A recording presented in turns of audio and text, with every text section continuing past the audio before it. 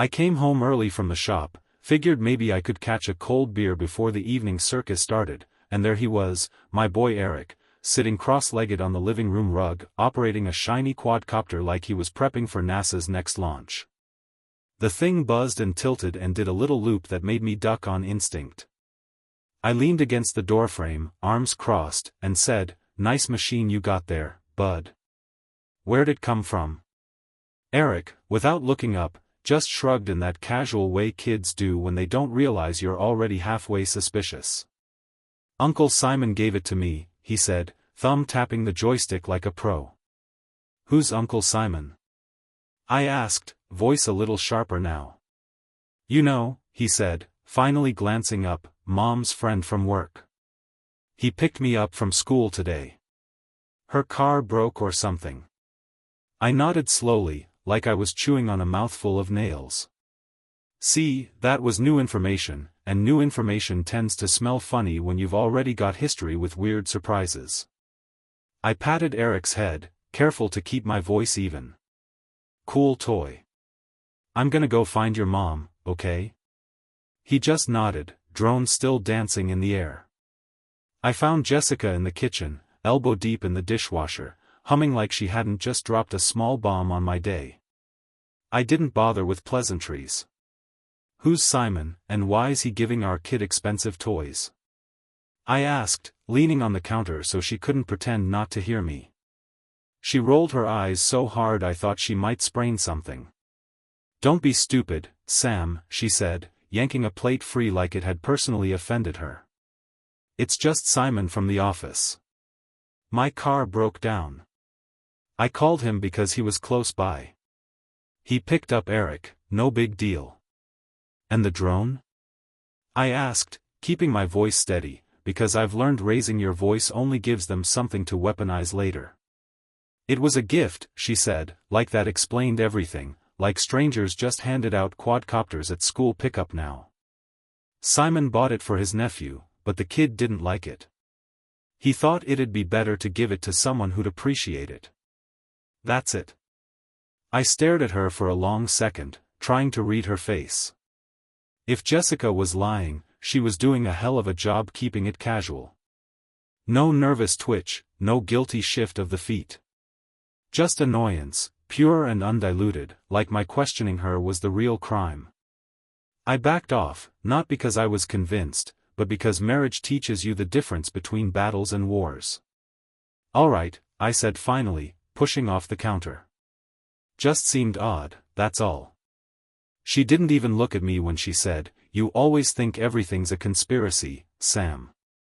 Maybe try trusting people once in a while."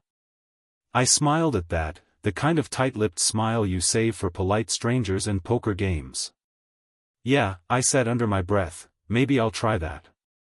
I walked back to the living room, watched Eric spin that quadcopter in lazy circles above the couch, and decided, for tonight anyway, I wasn't going to make a federal case out of a toy.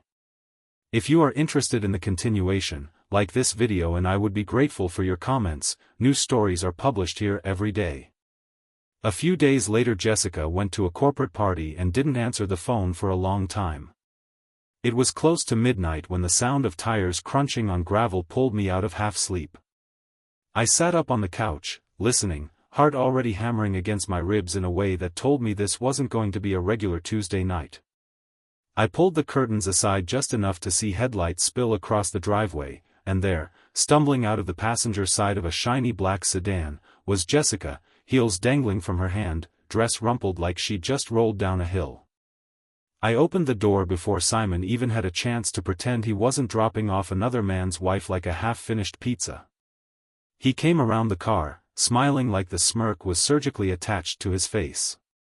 "Hey, Sam, don't worry, buddy," he said, using that slick voice people use when they know they're walking on a landmine. "We had a little corporate party. She had too much fun, that's all.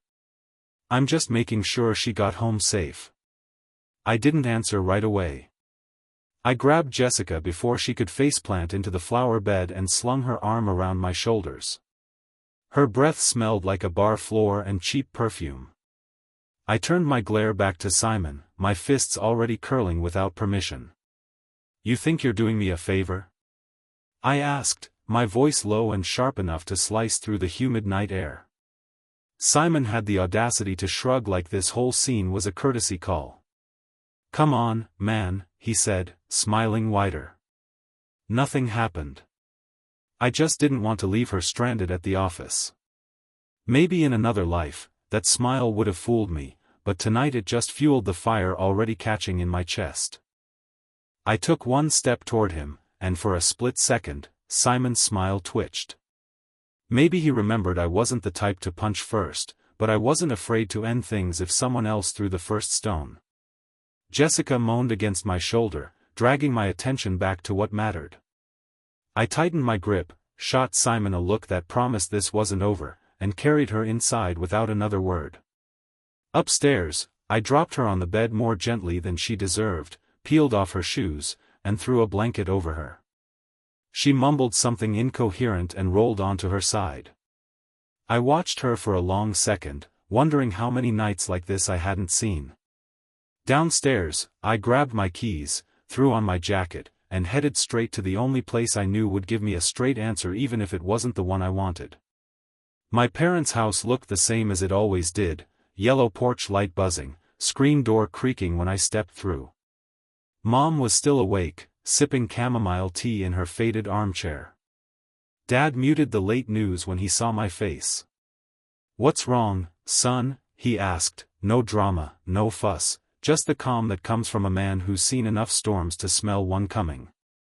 I didn't sugarcoat it. I laid it all out, the toy, the late-night drop-off, the drunken mess that used to be my wife. Mom's mouth tightened so fast you'd think she bit into a lemon. Dad just leaned back, steepled his fingers, and said, you need to get proof, not feelings. Hire a detective. Mom nodded fiercely like she'd been waiting years to say it out loud. We never trusted her, Sam. You saw what you wanted to see because you're a good man. She saw what she could get away with. I rubbed my hands over my face, feeling the exhaustion settle in deep under the skin. I already asked Simon some questions, I admitted. He smiled through the whole thing. Swears up and down it's nothing. Dad snorted a laugh that didn't reach his eyes. If a man shows you he's comfortable walking another man's wife to the front door like she's an Uber delivery, believe him the first time. Mom squeezed my hand, her eyes softening just enough to remind me they were still in my corner. Hire the detective, Sam. Find out the truth. Then decide if you want to waste another minute explaining to a woman who's already decided you're too easy to lie to. I nodded slowly, every muscle in my body wound tighter than a bent nail. They were right. Feelings weren't going to fix this. Proof would. And proof was the only language Jessica and Simon apparently understood. When I got home later that night, everything looked frustratingly normal. The porch light was on, the TV was buzzing low with some mindless sitcom laugh track, and Jessica was sitting at the kitchen table nursing a glass of water like she was the victim of some great injustice. She glanced up the second I walked in, all wide eyes and sheepish expression, like a kid caught sneaking cookies before dinner. Sam, she said, her voice soft and broken in just the right way, I'm sorry about earlier. I didn't mean to get so drunk. I know it's not an excuse. It was just a rough week at work and the drinks kept coming. I nodded, not trusting myself to speak, because if I opened my mouth right then, it wouldn't have been calm, and she was the kind of woman who could twist anger into guilt faster than you could blink. Eric was outside on the lawn, flying that same quadcopter in lazy circles over the grass, his laughter slicing through the night air like a knife through butter. I stood there for a moment watching him, grateful for something so pure in a house that felt increasingly rotten underneath the wallpaper. I was about to head upstairs and put some distance between myself and whatever performance Jessica was trying to sell when Eric ran up to me, clutching the drone controller like it was a treasure chest. Dad, you gotta see this, he said, excitement practically vibrating out of him. I filmed something really cool. I shook my head, exhaustion clawing at me like an itch I couldn't reach. Maybe later, bud. Kinda tired right now. But Eric wasn't having it. He grabbed my hand with his little fingers sticky from popsicle juice and pulled, insistent. "Come on, Dad. It's really good." Sighing, I let him drag me over to the patio table where he'd already set up the little screen connected to the drone's camera. I leaned down, half listening, nodding along, until my brain caught up to what my eyes were seeing. The footage was shaky at first, just blue sky, the tops of trees, our cluttered backyard, and then it dipped low, gliding up toward the open second-floor window. The image steadied, focused, and there they were. Jessica, standing way too close to Simon in the middle of our guest bedroom. Simon's hand was on her waist, her hand curled lightly around his neck, and then, plain as day, they kissed. Not some quick, apologetic peck either, but a slow, lingering kiss that spoke of long familiarity and deeper lies. I felt something crack inside my chest, something big and deep that I didn't know was even there until it snapped under the weight of that simple, horrifying image. I stared at the screen without breathing, my mind frantically trying to catch up to the betrayal unfolding in pixelated high definition right in front of me.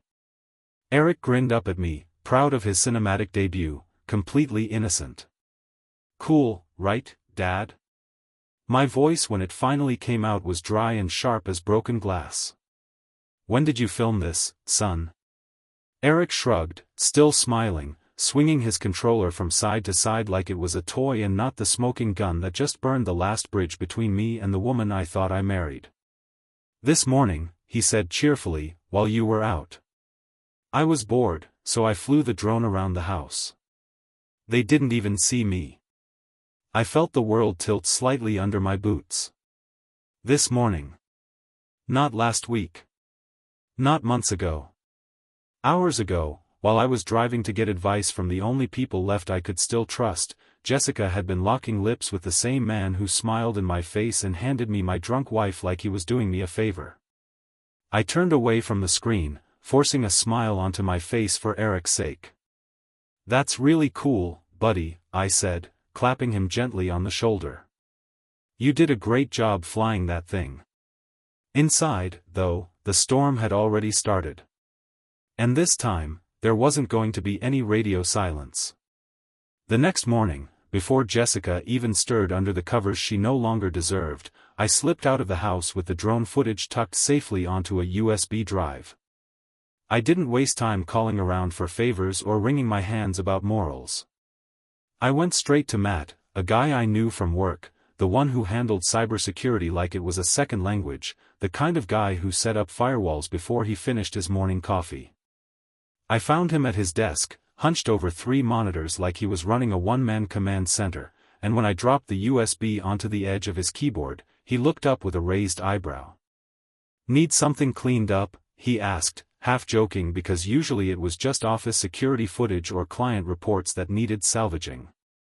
I leaned in, voice low, jaw tight enough to crack teeth. "I need this piece isolated, cleaned up, sharpened. Focus just on the part inside the room where you can see them. Also," I paused, lowering my voice even more, "I need you to dig. Hack her social media, his if you can, every messenger app they've touched. If there's a chat log, a deleted photo, a private message, anything, I want it." Matt whistled low under his breath, sitting back in his chair, rubbing his chin like I'd just asked him to break into Fort Knox. "That's a serious ask, Sam," he said, looking at me harder now, reading between every word. I held his gaze until he nodded slowly. "All right. For you? I'll do it. But no promises on speed. You can't rush digital footprints." I clapped his shoulder once, a silent thank you heavier than anything I could say out loud. Then I left, feeling like I'd handed over the keys to a ticking bomb and all I could do now was wait for the blast. The next few days stretched like wet concrete, slow, suffocating, thick with false smiles and carefully rehearsed apologies from Jessica, who acted like getting sloppy drunk in front of her coworker, and our kid, was just a minor lapse in judgment, not a symptom of something rotten down to the bone. I slept on the couch, claiming work stress. She didn't push. Maybe she figured she still had the upper hand, that the surface tension was enough to keep me tethered while she played whatever twisted games she thought she was winning. Then, 2 days later, my phone buzzed while I was mid-lunch, trying to choke down a sandwich that tasted like sand. It was Matt. I stepped outside before answering, pacing by the loading docks where no one could overhear. "I got it all done," he said, skipping right over greetings. The videos sharpened, enhanced frame by frame. "It's clear as a church bell now, Sam. Anyone with eyes would see what's happening in that footage." His voice dropped then, lower, curious. And, while there was nothing juicy in the hacked messages, no smoking gun texts, no dirty jokes, not even a suspicious emoji, there was something else you might want to see. Something hidden deep in the metadata of Simon's office emails. I froze in the shadow of the shipping containers, heart thudding against my ribs like it was trying to claw its way out. "Tell me," I said, barely keeping my voice level. "Come by tonight," Matt said, tone serious now, all the humor stripped away like varnish from old wood. "It's better if I show you. You're gonna want to see this with your own eyes." I hung up without another word, staring out across the cracked concrete lot, feeling that old familiar weight settle onto my shoulders again. I pulled into the company parking lot just after dark, the sodium lights buzzing overhead like angry bees. The building was empty, the way it always felt after hours, like the walls had swallowed the noise and left only a hollow shell behind. I found Matt in his corner office, lights dimmed, the glow of his monitors painting his face in harsh blue. He didn't waste time pretending this was casual. He stood the moment I stepped in, locked the door behind me, and pulled up a folder on the center screen. "You're not gonna like this," he said, voice low, serious enough to make the hairs on my arms stand up. "I almost didn't call you at all. But you asked for the truth, Sam. So here it is." He clicked open the folder labeled simply Internal Comm Logs, and there they were, messages from Jessica and Simon, hundreds of them, routed through the company's own internal communication network. Apparently, the two of them thought hiding in plain sight made them clever. First came the texts. Short, hot-blooded messages about sneaking off at lunch, about needing each other, about being reckless because it made it more exciting. My stomach twisted tighter with every line that flickered by. Then the photos started, selfies Jessica had taken right in the bathroom at work, dresses hiked up, lipstick smeared with lazy, deliberate fingers, photos you couldn't mistake for anything innocent even if you tried. Videos too, short clips where I recognized our furniture, our bed, our kitchen table, all used as backdrops for a life I didn't even know she was living. But none of that, not even the raw betrayal bleeding out of the screen, hit me harder than the last thing Matt showed me. It was a longer message, buried deep in a chat chain from just a week ago. Jessica's words, written out like she was ordering groceries. "I don't want to drag anything out. I don't want the guilt trip. I don't want the kid hanging around like an anchor. I just want to leave. Just you and me, Simon. Just run and never look back." I read it once, twice, 3 times, each repetition cutting deeper than the last. She wasn't just betraying our marriage. She was plotting to abandon our son like he was nothing more than an unwanted souvenir from a life she no longer found glamorous enough. Matt wasn't done yet. He pulled up a spreadsheet next, numbers lined up neatly in columns. "She's been pulling money from the joint account," he said, tapping the screen. "Small amounts, at first. $50 here, 80 there. Just low enough not to set off alerts. But it adds up, Sam. She's been stashing it in a side account under her maiden name. Looks like she was building a nest egg for her little disappearing act." I leaned back against the wall because I suddenly didn't trust my legs to hold me steady. The room spun once, twice, before settling into a cold, hard clarity. Jessica hadn't stumbled into a mistake. She hadn't gotten caught up in a moment of weakness. She had planned this. She had charted it out piece by piece, lie by lie, until she thought she could slip out the back door of her own life, leaving nothing behind but a stunned son and a hollowed-out man she once promised to love. I nodded at Matt, forcing my voice to stay even when every instinct screamed to put my fist through something. "Send me everything," I said. "Every file, every text, every transaction." Matt hesitated for a second, maybe weighing whether he should give a man dynamite when he already smelled like a lit match, but in the end he just nodded and started copying the files to a secure drive. "You sure you're ready for what comes next?" he asked quietly. I smiled, but there wasn't a trace of humor in it. "She started this," I said. "Now I'm just making sure she finishes it." I drove home steady, no radio, no distractions, just the clean sharp thought of what needed to happen next. I waited until Jessica left for work, lipstick perfect, high heels tapping out the rhythm of Betrayal on the front steps, then I packed a bag for Eric, told him we were going to visit Grandma and Grandpa for a while, no panic, no tears, just the simple truth a boy could carry without knowing the weight of it. My parents welcomed him with open arms, no questions, just quiet nods, the way good people do when they see a man ready to clean the rot from his life. When I returned, the house was still and waiting, the kind of silence that feels like a coiled spring about to snap. I placed the cash on the table, a few thousand pulled from our account in neat, accusing bills, then laid the folder next to it, the papers, the proof, the final nail in a coffin Jessica built herself. When she walked in a little after 6, still smelling like some overpriced perfume Simon probably bought, she spotted the money first, then the folder, and gave me that bright, fake smile she used to save for PDA meetings and charity events. "What's all this?" she chirped, tossing her keys into the bowl by the door like nothing in the world was wrong. I didn't bother with small talk. I stood up, picked up the divorce papers, and tossed them onto the table so hard they slid halfway across to her. "That's freedom," I said, voice cold and even. "Yours. And mine." She picked up the folder, flipped through the documents without blinking, without even a flinch, just a little tightening at the corners of her mouth that told me she knew the game was over. "I know everything," I said, stepping closer so she couldn't pretend she hadn't heard. "The affair, the stolen money, the plans to abandon your own son like he was yesterday's news. You're not going to court.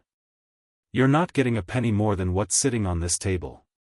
Take the money and disappear. You show up again, you breathe on this doorstep, and I call the police for trespassing and attempted extortion."